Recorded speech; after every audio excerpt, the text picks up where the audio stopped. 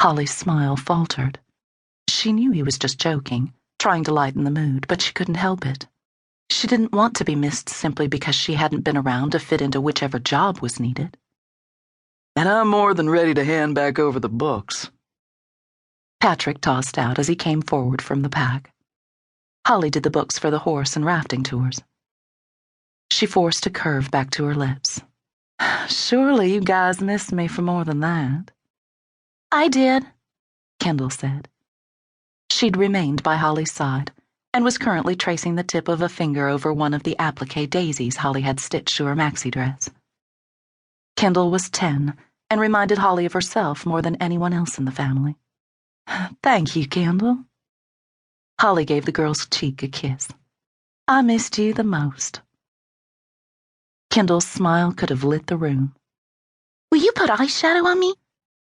She bit her lip with excitement. Mom wouldn't do it the whole time you were gone. Holly tapped one of Kendall's bare eyelids and winked, knowing her metallic gold shadow flashed with the move. I'll fix you up to match me just as soon as we party.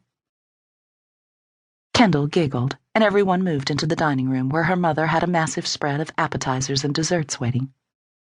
Holly knew it wasn't solely for her. Maybe the intent was for her, but with guests coming and going at all hours of the day, they couldn't have snacks out without including extras for them.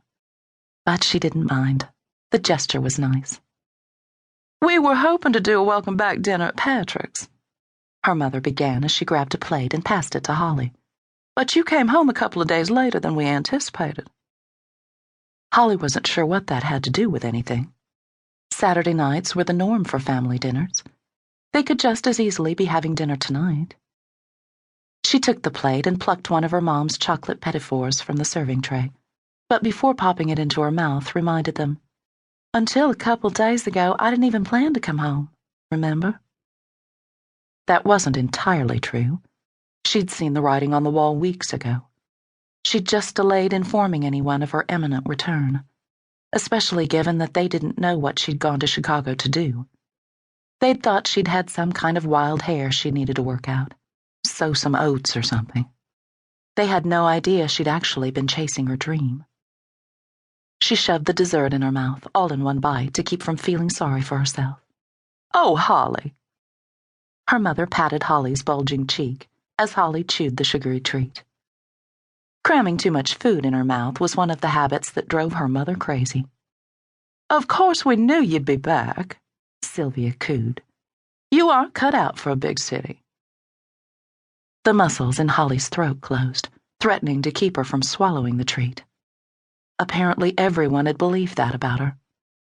A little support would have been nice, though, even if they hadn't known the full reason behind her trip. Well, she said when she had her mouth clear, I'm back now.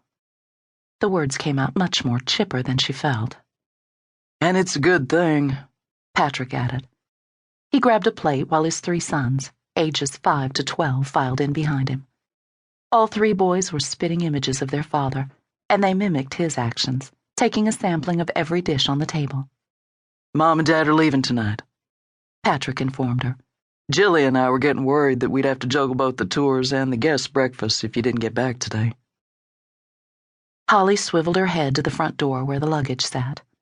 Her heart was suddenly thudding in her chest. You're leaving? She looked at her mom and dad.